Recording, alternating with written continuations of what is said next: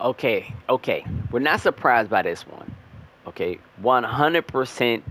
We're probably going to be having factions, different factions of whatever you want to be.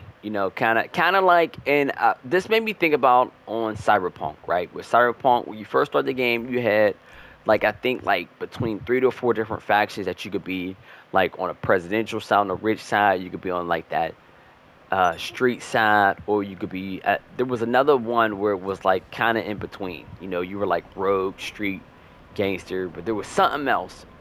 Now I think that's gonna be definitely something that Rockstar 100% is gonna add to Grand Theft Auto 6.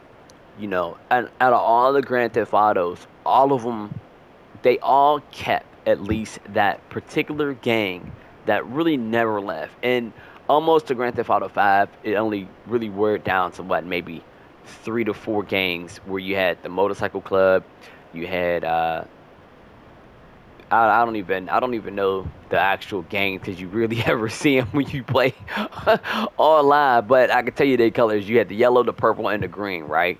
So we know, and we had the bikers. Now we know we had those ones. Now, are we going to be able to pick the side of which one we want to be part of Grove Street with CJ? We may see the comeback of CJ.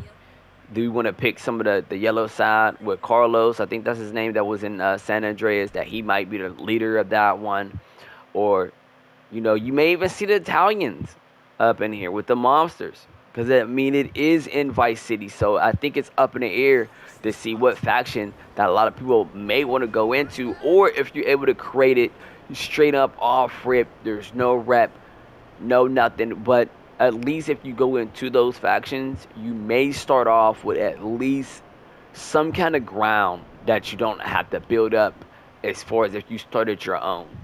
And this is that if you may start your own, you may have to buy in actually to even keep your own thing, because I probably can't imagine for how many people is actually going to want to have their own faction just to start up and hopefully your game. But I do recommend that if you are probably a solo player, if you're a solo player, you may want to look at probably joining like Grove Street, because your friend, like, let's be honest, man, a lot of people that when they first played, the hype is high.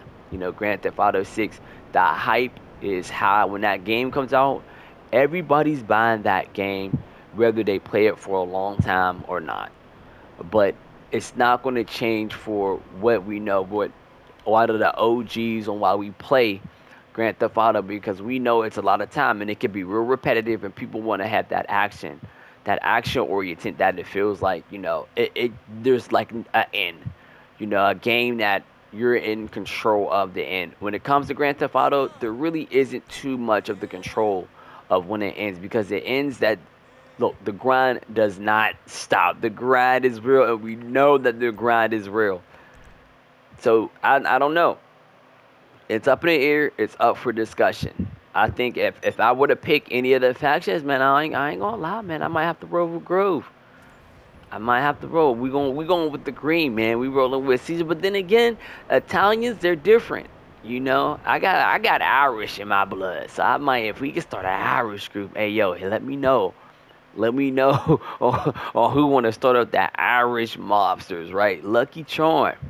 Okay? Midas touch. Everything we touch is gold. That's how I like to get down, because it's all about, we already know that the money grind is going to be real. That is predominantly what GTA is about. Who's fitting to be the kingpin? Who's fitting to be running these streets? Who's going to be striking fear in other people, other factions' eyes that look? You messing with that crew, you might run up and get done up, man. I don't know. I don't know. We throwed it up, man. Don't forget to like, subscribe for more videos, and I'm going to check y'all in the next video. Y'all, peace.